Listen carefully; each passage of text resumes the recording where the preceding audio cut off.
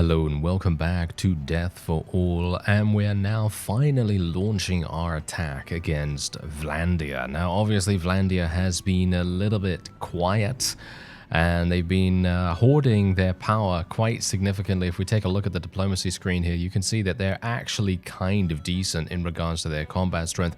Kind of surprising to actually see that this late in the game, considering, well, we have the Death for All mod installed, so of course vassals are going to perish randomly all over the place, but it seems like they've just kind of kept to themselves. They haven't been that aggressive, and if they have been aggressive, well, they've been pretty successful in maintaining their strength, which is indeed very impressive. Otherwise, we also have the Northern Empire here, as well as the Western Empire. The Western Empire is looking a little bit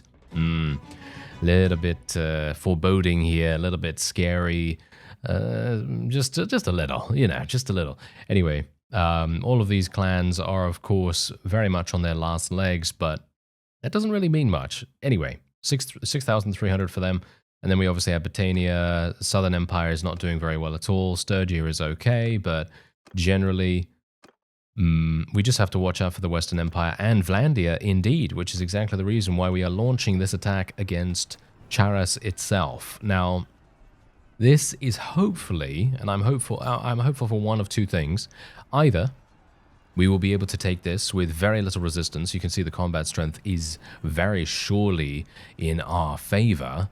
However, I was also kind of hoping that we would get a vassal to come over here and try to stop us, because if they, call for an army or something like that, then we're going to have a much easier time, or it should be, it depends on the number of them, of course, of defeating them, and if we can defeat vassals, then that's great, because then we, inevitably weaken them and make them easier to conquer in the future. But anyway, the point is, seems like we're going to be heading in here. I actually have Bruce, by the way. Bruce is now back with us as a clan party leader, as you can see right here. So Bruce is now, leading his very own party, and I'm actually super pleased about that for a variety of reasons. One reason is surely going to be increasing the, shall we say, the tension that we are going to be having in these battles, because as time goes on, inevitably we're going to be entering a lot of different battles, a lot of different skirmishes, sieges, and so on and so forth, because obviously, of course, we're going to be going up against the Vlandians. So going up against Vlandia, they really pose quite a big threat at the moment, and if we do go into some field battles, it's pretty likely that Bruce might get himself eliminated a few times. And now we don't know, because obviously I do have some pretty decent, I'm going to be a bit reserved here in my judgment, but personally I don't think we have very good medic skill. I think our medic skill is okay, but it certainly isn't amazing. It's not like it's not like I can be like, oh yeah, my medicine skill is absolutely perfect and it's going to prevent me from suffering many casualties. But no, my medicine skill is actually pretty awful. Okay, apparently I'm having some difficulties actually even getting in here. Okay, wait a minute. Maybe we can do something. Okay, we're just going to try to use my whole arm's length to its advantage. There we go. And hopefully I'm going to be able to prevent myself from dying here. Whoa, that was actually amazing. Who would have expected me to live? Okay, certainly not me. Oh, hello. What are you doing here? This is not very nice. This is not very nice of you. Could you... thank you very much. Okay, thank you for leaving me alone for the moment. Okay, let me just see if I can actually... Oh, no. Oh, yeah, it's been a while since I've actually shot a bow. Okay, there we go. Yeah, I've got the hang of it now, once again. Oh, no. Ah, yeah, get out of here. Okay, no, these guys... Oh, no. These guys are actually going to murder me, I believe. Yep. Ah, now that's sad. Oh, that is so incredibly sad. The very good thing, however, about this is that we were able to... Oh, no, Bruce's spouse just died. Yeah, she was pregnant as well. Yeah, that's actually really bad. Are we even going to be able to achieve victory here? No, we are going to be able to achieve victory, but yeah, not without major losses, because obviously she got herself taken down and now she is dead. And that's actually one of the reasons that I was going to mention, because we now have so much more tension in every action we take because we have these situations, and now she's gone. She's dead. So now Bruce has to actually get married again, potentially. I'm not entirely sure. And as I said, we did actually have another heir on the way, but unfortunately not anymore. So that's extremely sad, but that's just how things go sometimes.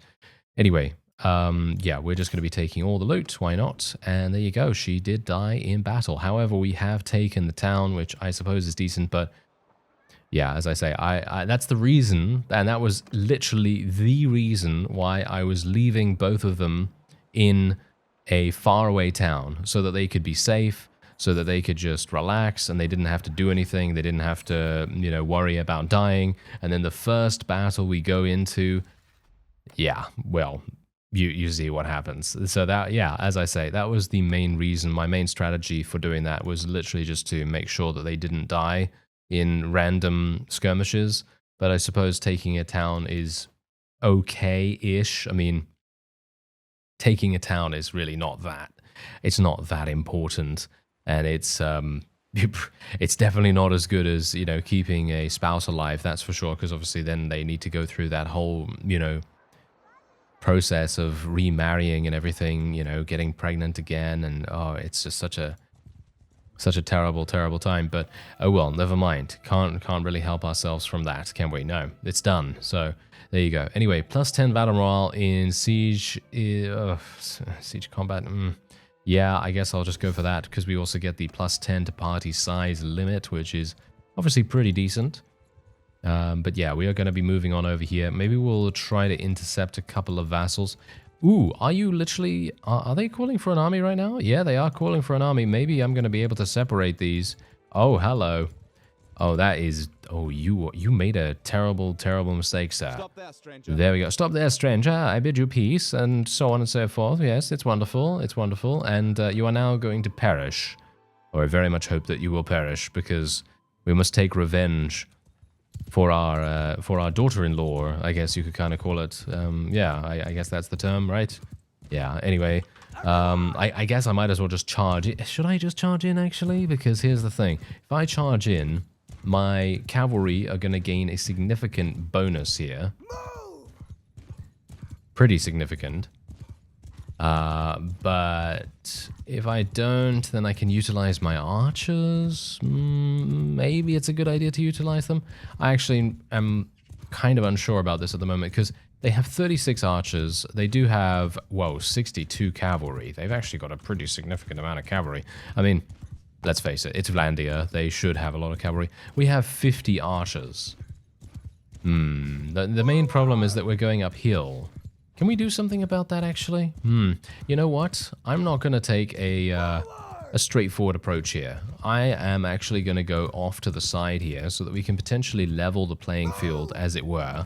Because what we're doing with this action is we're theoretically making it so that we don't have to go uphill, and as a result, we're kind of just fighting on the slope.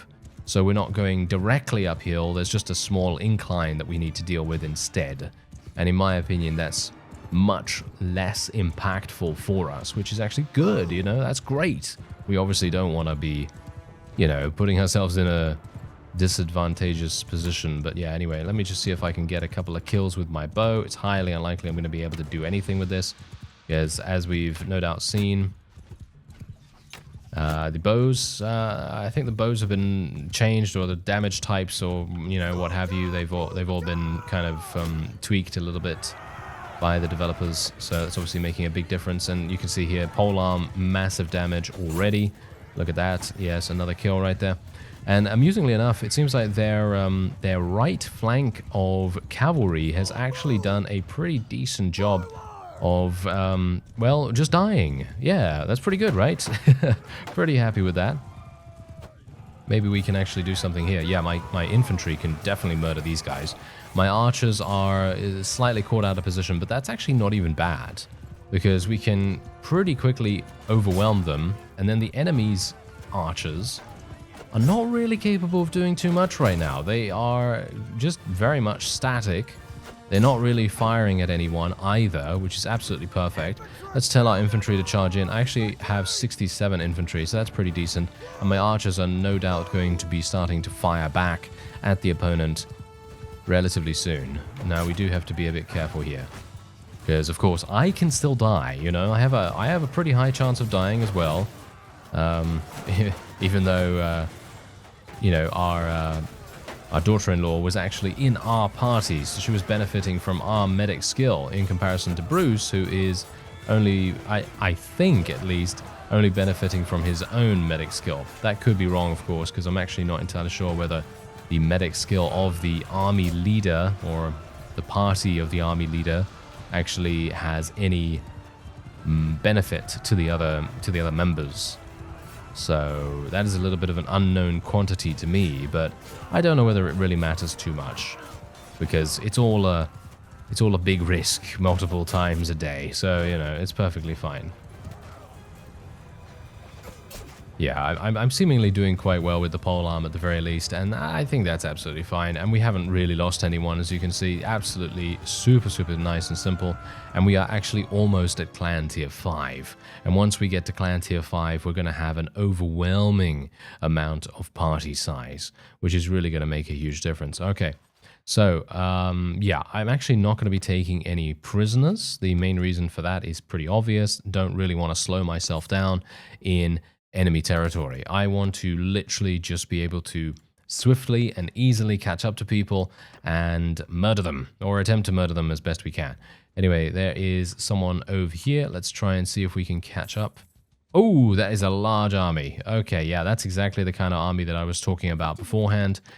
We do not want to get into a battle with them. If we had a garrison in the nearby town that we just took, then yeah, then that would be perfectly fine. Then I would be going over there immediately. I'd be getting inside the garrison, and I'd be doing my utmost to prevent them from taking it. But I'm actually not entirely sure. Do you think we could still achieve victory by taking it? Or shall we say by taking the defensive positions inside the keep? I'm not sure. Because it's a pretty good layout, as we've seen, but obviously we are not the ones to actually build any siege.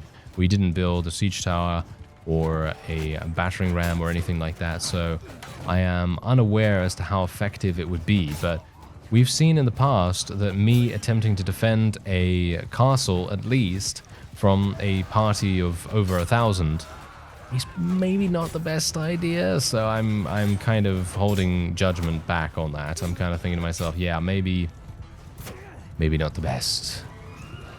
Maybe not the best. Even though I would love to, you know, don't get me wrong, I would love to be able to defend something like that because, you know, as you know, if you've been watching me, well, you know, watching my adventures and, you know, the adventures of the various bear tilds and so on and so forth for a while, then you'll know that I absolutely love siege defenses. Siege defenses are some of the most enjoyable gameplay, in my opinion, that you can have in Bannerlord, because you're very safely behind the walls. You can go on the battlements yourself. You can use the siege engines without too much, shall we say, without too much punishment for failure. Because if you fail using one of the siege engines, like for example, let's say that you miss with one of the ballistas.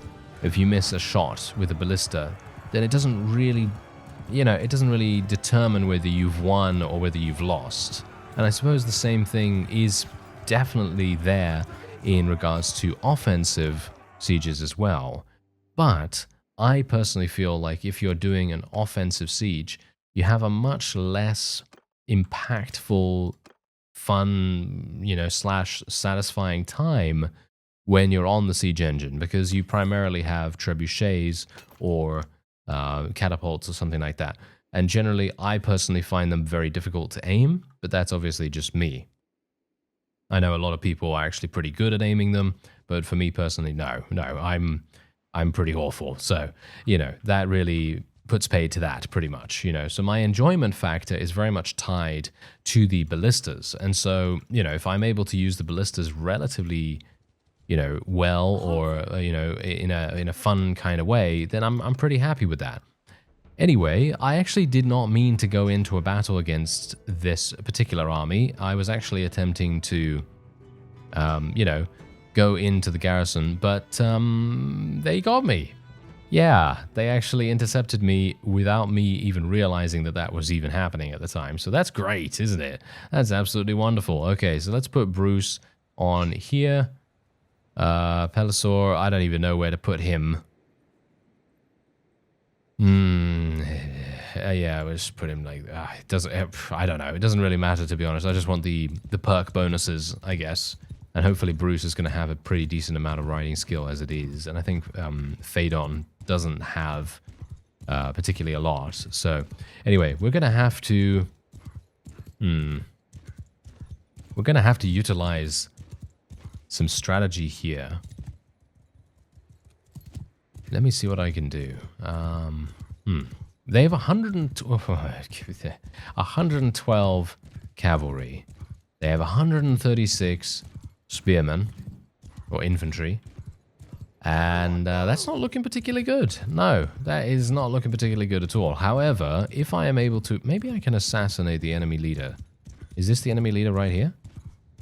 Maybe one of them. Okay, that was definitely one of them, but unfortunately was not a kill. I was kind of hoping it would be, but they're annoyed now. They are annoyed. They want to murder me. I don't blame them. I don't blame them. We just assassinated one of their leaders, which is absolutely perfect, but is it though? Because that's kind of annoying to them, and now they're going to take their revenge upon my forces, hopefully. Not. Oh, okay. Yeah, that's pretty bad. Oh, he's alive. He's alive. He managed to live. Okay, that's absolutely fantastic. So let's see what actually happens now. They're literally going to go into an auto-delegate situation here. Do you think we can actually retreat? No. We can try to get away. Okay, 77 soldiers are going to be lost. We can actually escape into the town. No, let's not escape into the town. Let's not escape into the... Oh, are you serious? No, leave me alone, leave me alone. Okay, thank you very much. Whew.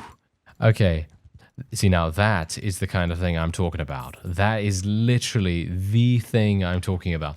Getting into a battle like that, absolute, death warrant, signed, sealed, delivered for me. That is exactly what was happening there. All right, so let me see if I can actually just survive a little bit here. I would like to attack this guy if at all possible. Do you think I can actually win this? Maybe. I'm at 25% HP. Let's go in for a battle against him so that I can help the village, even though, do I really care about helping the village that much? It is technically a Vlandian village after all, which I've always found rather amusing that the AI, in this case Vlandia, is attacking a former Vlandian village and killing their own citizens, basically. I've always found that really strange, how the game does that, but I guess how you're supposed to do it otherwise, I don't know. Because obviously if it's under control of an enemy faction and they are benefiting economically from the, from the ownership, then I guess it just makes sense to raid it, right? It makes sense to raid it, but obviously in my case, I personally feel like, I don't know, it feels a bit weird that they would slaughter their own people just because, you know what I mean? They'd probably try to liberate it. So that's I guess you could kind of explain it away in a sort of like RP sense if you wanted to do that, where you could say, well, maybe the, controlling faction, for example, us, that is us, of course, maybe we have installed a guard or, a bunch of troops in an outpost in the village or something like that, and that's what the attacking vassal is targeting. That could very well be the case, but I don't think that's how it is. I don't think it is. Anyway, we will hopefully be able to achieve victory here. We are outnumbered, so I'm a little bit worried, but according to the combat strength, we were very much, better in the combat strength sense, but that's pretty much it. I'm not sure whether just charging in here was the right thing to do, but it feels to me like it is, because you can see here oh, I didn't die. Okay. Whew. I always have to look up at the top right and I think to myself, okay, am I dead? No, I'm alive. Okay. That's all I really wanted to know. But yeah, as you saw, the enemy's forces were completely separated. They literally decided to separate themselves from the buildings. So they basically went with their infantry, and they decided to go all the way beyond this. What is this? This small little house here, and they didn't take their archers. They didn't take their archers with them, and their archers were just holding position back here, not really doing much, trying to shoot me, of course. And, well, yeah, that didn't really work out too well for them, did it? No, not at all. Anyway, thankfully, most of my forces were able to live, at least my companions. And I don't think we lost too many people in general. Did we? Yeah, we lost 23. I guess that's all right. Oh, no, we did lose someone. We lost... Oh dear. Was he actually assigned as anyone right now? Was he actually assigned? I do not know. I do not actually know that. So let me just take a quick look at the party screen after this. Need to make sure. Yeah, so there you go. We've lost another one. He was not assigned as anything. I believe he was a very good combatant more than anything else. So, well, that's sad. That is very, very sad indeed. But, you know, is it sadder than Bruce losing his spouse? I don't think so. I don't think so. But, oh, there's Kareth. Kareth's going to defend Charas. I am actually not sure whether he's going to be... I think he'll be successful. He's got a pretty significant army there. We can only cross our fingers and hope that he's going to survive. Because Kareth has actually been a very long-lasting vassal here. And I'm very much hoping, crossing fingers, that he's still going to survive a little bit longer. But yeah, we're just going to wait here for a little bit of time in the meantime, because otherwise we're just going to be heading in with, you know, significantly reduced HP, like I did just there, and get myself taken out again. Taking unnecessarily, unnecessarily big risks, but that's part of the fun. You got to bear that in mind. That is part of the fun. Okay, yeah. So they did actually manage to take Charas back, the Vlandians, of course. But now the Aserai are launching a retaliatory siege against them, which is actually great, because that means they'll be able to take that very easily. Seems like they weren't able to get them into a battle itself, so they didn't actually, you know, engage them in a field battle or anything like that, which was a little bit strange. I would have expected the Vlandians to be pretty aggressive about defending it, but apparently they didn't fancy their chances too much against Kareth. Oh, look at this. Their army is absolutely dead. Stop there. Whoa, that's really strange. Okay, yeah, we're just going to go straight on. Oh, should we even bother going in straight in here? This is going to be... actually, they don't even have that many... yeah, they don't have that many cavalry, so we should be okay here, but the enemy does have a lot of infantry, as you can quite clearly tell. They have 168 infantry, and they have 28 cavalry. We have 69 cavalry. Actually, we have 79 cavalry, but still, I think that's pretty good. I think we should be able to achieve victory here, but the combat strength says that it's going to be a pretty difficult fight. So let's try to maintain our own HP this time around, and we'll see whether we can actually assassinate some people here.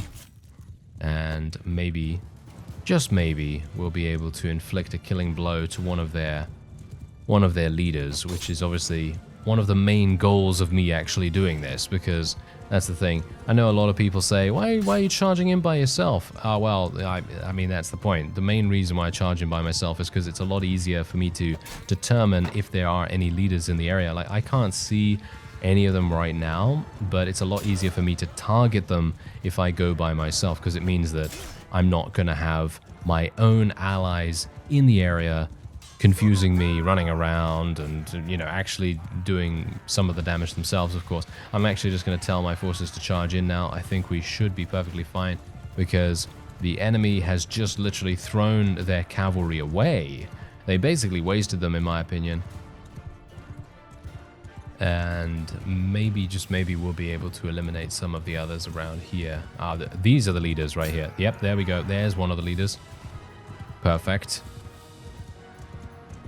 Now, we've got to be careful here, because I'm now starting to get focused a little bit, so I'm just going to keep my shield up for the moment. I really do not want to get myself eliminated, if I can help it. That is not the goal, of course. That is not the goal, but I really do not want to be, you know, just holding position at the back of the battlefield, because, as I've explained before, I feel like that is not that fun.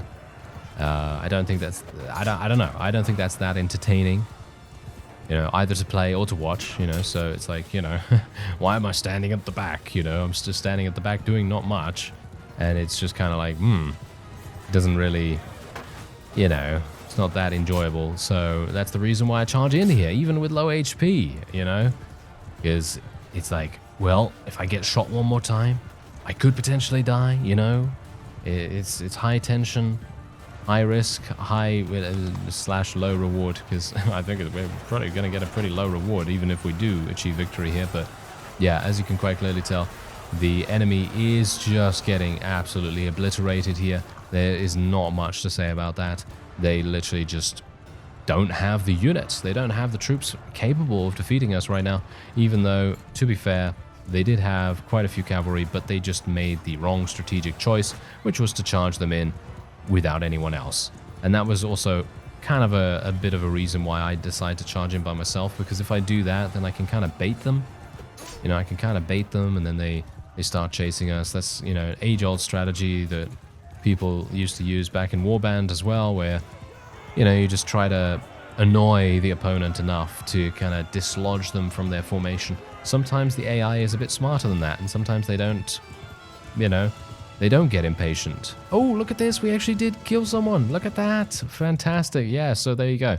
We did actually get one of the Vlandian lords eliminated, which is very nice. I like that a great deal. That means that we've now, you know, injured one of the clans rather significantly. Oh, hello. Okay. Yeah, that's actually also what I may have expected from the Vlandians as well. They are inside the garrison in the town. In other words, they're going to be defending against this 1,500 strong troop of Aserai people, and they're going to have a fun time. Good luck. Good luck trying to defend against Kareth and his army. I'm going to actually go back and try to recruit some more people, because I've actually done some pretty cool stuff. Let me actually just have a quick look-see here. I think I do own... Do I still own that? Yes, I still own Onira. Okay, so that's absolutely... Why do I own Onira? Oh, it's all the way over there. Oh, yeah. Okay, of course. Okay, I remember what happened with that now. It's been a while. It's been a while since I've been there. But as far as I'm aware, there are a number of units in there that I could potentially bring out, and then I'm going to be able to do something with them. You know, we're going to be able to level them up and so on and so forth. But obviously, I'm not going to take them if they are Empire units or anything like that. I'm probably going to do that if they are Aserai only, and that's actually something that I wanted to touch upon as well. If one of the Empire factions gets eliminated, then I will start to incorporate Empire units into my army, because in my opinion that actually makes more sense than if I were to not do that, because eventually you're going to have, you know, this entire territory being taken, and then you're going to utilize those, you know, those cultures' units. And that just makes more sense from a realistic perspective, in my opinion at least. But otherwise, that's going to be it for this episode. Hopefully, Kareth will be successful in taking this, and he won't decide to end the siege prematurely. But I suppose we'll see what happens in the next one. I thank you very much for watching, and I'll see you next time.